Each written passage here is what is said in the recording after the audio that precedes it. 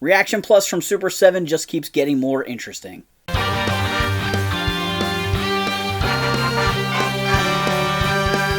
Welcome to Pegwarmers. I'm Kevin, and I'm here to talk about toys.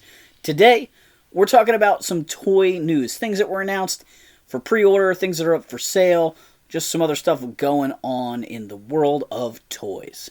Super 7 has just put 2 new Reaction Plus G.I. Joe figures in stores, as well as 2 new G.I. Joe Reaction figures on their website. Wave 2 of their O-Ring style Joes have 2 Target exclusive figures, oversized characters, and then they have 2 hard-hitting classic core characters available on their website. I've already pre-ordered Serpentor and Duke. These are the ones available on their site. These are cartoon versions. Duke looks fantastic. This figure I imagined having as a kid over and over and over again. He looks fantastic. I love the concept. He looks great in the renders and in the picture. He comes with the headband, the Mind Control headband from one of the miniseries. He comes with his classic cartoon laser rifle. I don't really know what else you would give him. I mean, you could give him something else that's more like a version 1 backpack or his binoculars or something like that. But in the cartoon, that laser rifle is really all he needs, and the headband works well for one of the oversized figures. The other figure up for pre-sale now is Serpentor, the Emperor for Cobra. This was a sort of a replacement for Cobra Commander later on in the series, starting with Season 2 of the show, or 1986 of the toy line. This version of Serpentor looks really nice. He's not a whole lot different from your classic Serpentor, except he's just more styled off of the cartoon. I'm intrigued to see him in hand, to see how they handled the snakes. They seem less like form-fitted to his torso and a little bit more popped out. I'm hoping the modern techniques for sculpting and molding and stuff can improve those snakes. He does come with a cloth good cape as well as a knife, so pretty much the standard accessories you would expect for him. The only other thing I could see him coming with would be a snake spear accessory, which might be saved if they ever did some sort of G.I. Joe the movie set. I could see them doing a repaint of Serpentor and Duke with some sort of lighting effect painted on them, because they fight in the flames, right? And Serpentor then would come with the snake spear, possibly. I don't know. I'm just making up, repaint options, because Super 7 loves a repaint. The O-Ring Plus figures they have in stores now are also really cool. One I am absolutely obsessed with, and the other one I'm still excited about, but slightly less. I'll start with the one I'm slightly less excited for. Ramar is a large, brutish gladiator. He wears like a leather cross strap and little shorts and sandals. And he was the guy Duke had to fight when wearing the Mind Control headband. Kind of a fun element for the show, or for this toy line to make characters from the show that never got figures. I'm pretty excited about him. He doesn't have any accessories or anything like that.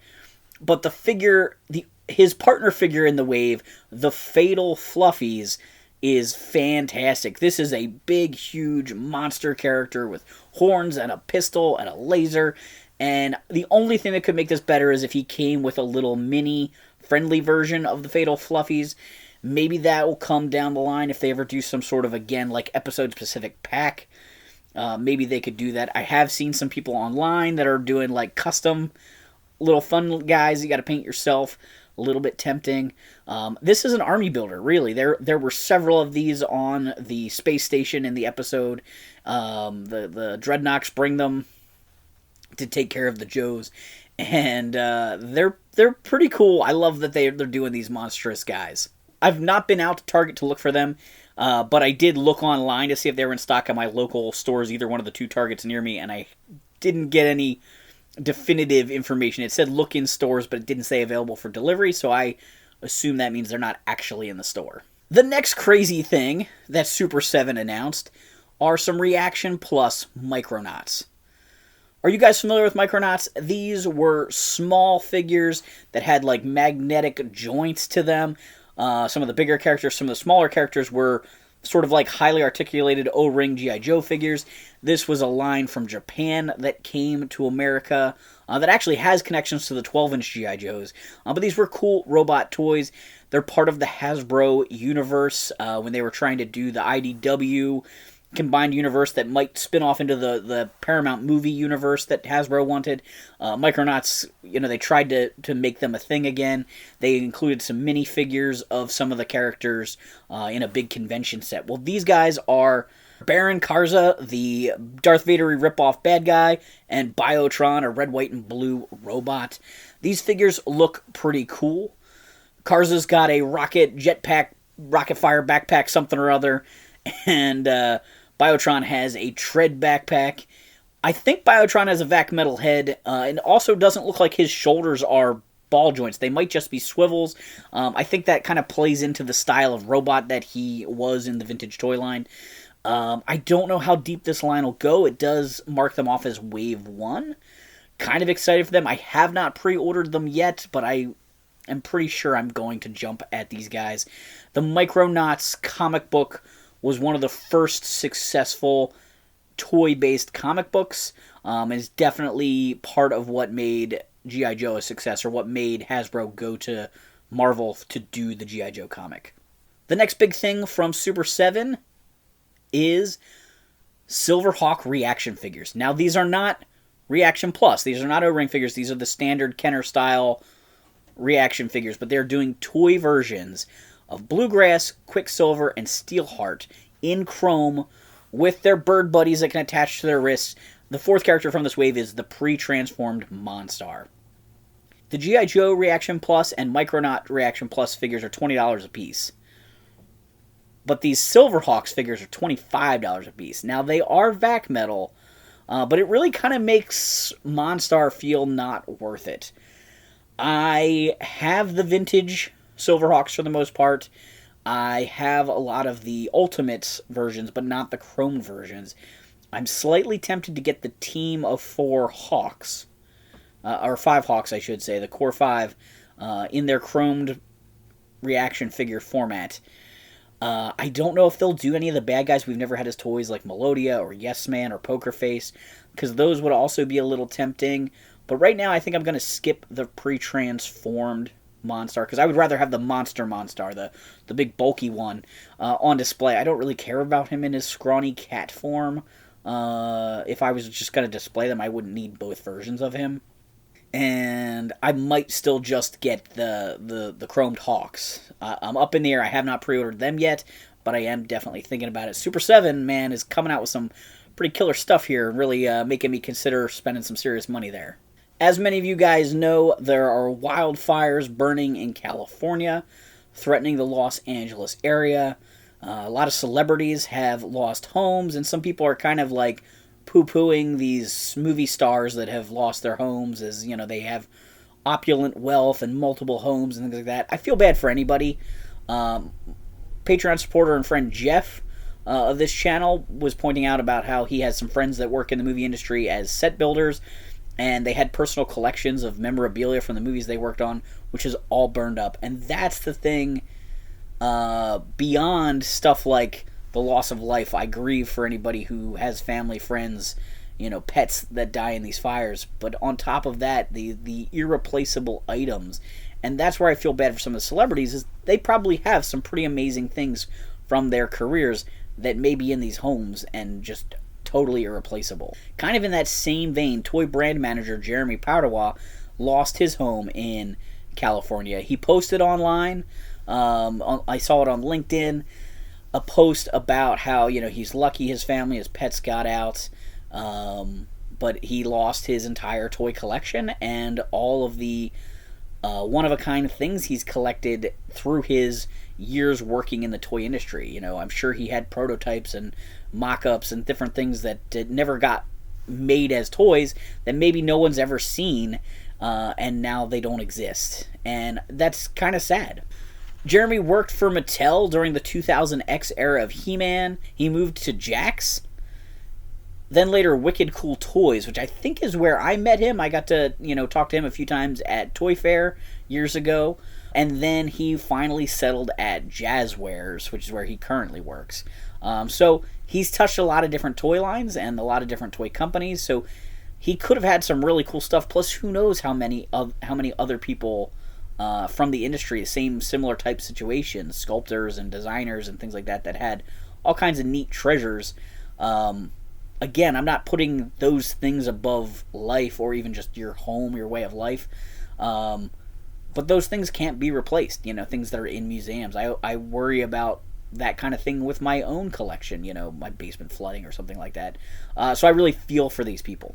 The Toy Foundation, which is a branch of the Toy Association, the group that runs Toy Fair, and the Toy of the Year awards and things like that, have already responded. They work with an organization called World Vision that's en route with all kinds of relief supplies. There's also many toy companies that support people in need during these disasters, some by donating toys, some by just donating money for other products that they need. The article I was reading mentioned Hollywood Toys and Costumes, Jazzware Cares, Mattel Children Foundation, MGA Cares, Moose Toys, and the Walt Disney Company, all providing products and support.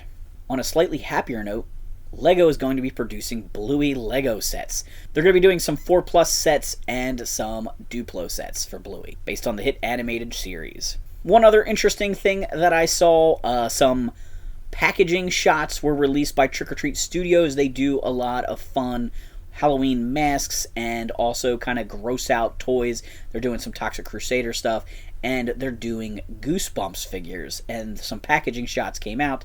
It looks like there's 5 figures in the wave. Each one of them comes with a Build-A-Figure part. So the in-package shots look like the character is packaged inside the Goosebumps paperback books. I think that's pretty cool. I'm up in the air whether I would collect these or not. I did read a lot of the Goosebumps books, but I don't know if I am so into it that I need all the figures for the Build-A-Wave. I do like some of the classic monster-y characters they picked, like the Mummy, more so than maybe Slappy the Ventriloquist Dummy, but they're kind of cool. I don't know if I'll end up seeing them at retail. I know their Toxic Crusader figures were supposed to hit retail, and some people got them there. I never saw them in that format, and I didn't pull the trigger online, even though I probably should have. I know this episode's a little on the short side. We're going to do a new to the collection item. Not super new, but I haven't opened them yet. A little unboxing here for Nemesis Immortal, aka Nemesis Enforcer from G.I. Joe Classifieds. I know not everybody is into G.I. Joe the movie and Cobra-La. I loved the movie as a kid. It did bug me that it kind of retconned Cobra Commander's story, but I didn't mind there being this weird society nobody knew about, this weird place. It was self-contained and kind of cleaned up in the movie, so it didn't sprawl on. And so that's why that kind of worked for me as a kid. I had fun with Nemesis Enforcer. The Royal Guards were really cool in the movie. The Globulus figure left something to be desired, but I never had as many Cobras or as much Cobra brass as I really wanted. I had the hooded Cobra Commander as a kid, and I had the gold helmet Destro, but I just always felt a little short-handed on Cobra's side. I did have Serpentor. So having Globulus, having more characters to kind of broaden the hierarchy on Cobra's side was cool to me. I don't know if they're going to do all these guys. They did do the Once-A-Man Cobra Commander as a con exclusive. Now they did Nemesis Enforcer. So I would assume Pythona's coming at some point because the team on this loves to do the female figures. And I would grab Globulus and a Royal Guard if they did them at some point also. Packaging art on the back shows him flying away from Cobra Commander trapped in that clamshell prison. It also shows some of the new parts, some of the classified parts for him. As I often talk about, some of the figures in this line kind of have new designs to them. I like how in this case, it's a pretty standard update of the original figure plus some swappable parts to make him more classified. If you want to hear more of my thoughts on the original Cobra-La figures, I did a video for Cobra Convergence one year about them, so you can always check that out. I've got Nemesis Enforcer out of the package here. He seems big and beefy. I think he's probably using a slightly bigger buck than most of the classified figures, and I love that about him. The original figure was not nearly as imposing as he was in the film. So he's got a very stern face. He's got a barrel chest. He's got crustacean-like armor on his gloves. Huge spikes at his elbows, which is great. The original vintage figures' spikes were not nearly as big enough. In the movie, they do grow, though. They get longer when he needs to fight. And so I used to pretend that the figures, those were just the short ones. I have to imagine that they grew. This is cool that they're bigger. His original wings were a small backpack. This is kind of similar. The wings still aren't quite as big as I would like, but definitely the wing span itself is much larger. The backpack here, I'll take it off, has these sort of articulated bat arms to it that definitely makes them seem larger. I'm trying to see how the articulation works here. So they can spread out to be really wide, but the actual, like, bat wing area is still the same size, right? So you can spread his wings out further, but it doesn't really make them any more impressive or make it seem like he could fly any better. So that's the one downside to that. He does come with his alternative backpack like the vintage figure, this weird tentacle octopus thing. I never understood this with the vintage figure.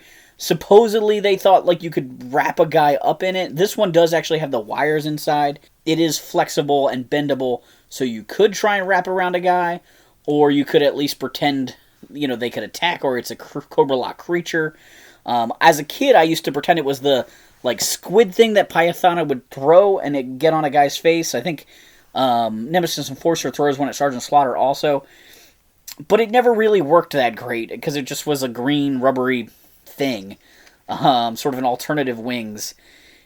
They packed it in here. I give them credit for doing that. Maybe this is a test for their factory for doing these wire bendy guys, in case they want to do that for Globulus. I hope they don't try and make him a wire bendy thing, though. Just make him articulated. So, yeah, that part, okay, great. I'm going to throw these wings back on him here so he looks proper. I'm going to have to play around with the best way to pose those wings to make him look imposing. They just kind of droop down low. I kind of picture Nemesis Enforcer with his wings coming up high. He does come with an alternative head that has some more, like, bone plating on it around his face, making it more medieval, and I do like the look of that. He also comes with 2 bone-type swords. Now, he has sheaths on the side of his pocket, or holsters. The vintage figure had a detail like that that did nothing. As a kid, my friends and I would actually pretend he kept extra spikes in there, that when the spikes on his arms got damaged in a fight, he could pull new spikes out of there and, like, implant them in his shoulder. That was like a thing we made up. Here he's got spiked swords. Again, not a original movie detail, but something pretty cool, because bone swords are pretty wicked. I don't really know why he would need them when he's got bone spike elbows, but I guess the elbows only work some of the time, because sometimes you can't elbow somebody all the time. The swords are kind of fun. You don't have to display them. You don't have to switch the helmet, so you can make them a little bit more traditional if you want. I really doubt we'll see a classic vintage retro release of this guy, so that was one of the reasons why I picked him up. This is probably the closest thing we're going to get to a vintage Nemesis Enforcer in this scale. I think this is very passable and also cool in the alternative form. Have you guys seen any toy news lately that's blowing your mind? Let me know in the comments down below. What are you waiting for to come in on pre-order? I appreciate you guys checking out the videos week after week. The hanging, the Star Wars ships video from last week did pretty well. It's really encouraging when the videos perform well. I know not everyone is going to do that, because not every week do I have the energy to do the same types of videos, and it gets boring. So, like, this video maybe won't be quite as popular, but we'll see. Always new videos coming every Wednesday. Do me a favor, hit the like button. Share this video with a toy collecting friend. Subscribe if you haven't done so. If you want to support the channel further, you can always consider joining us on Patreon. Thanks for hanging on the peg with me.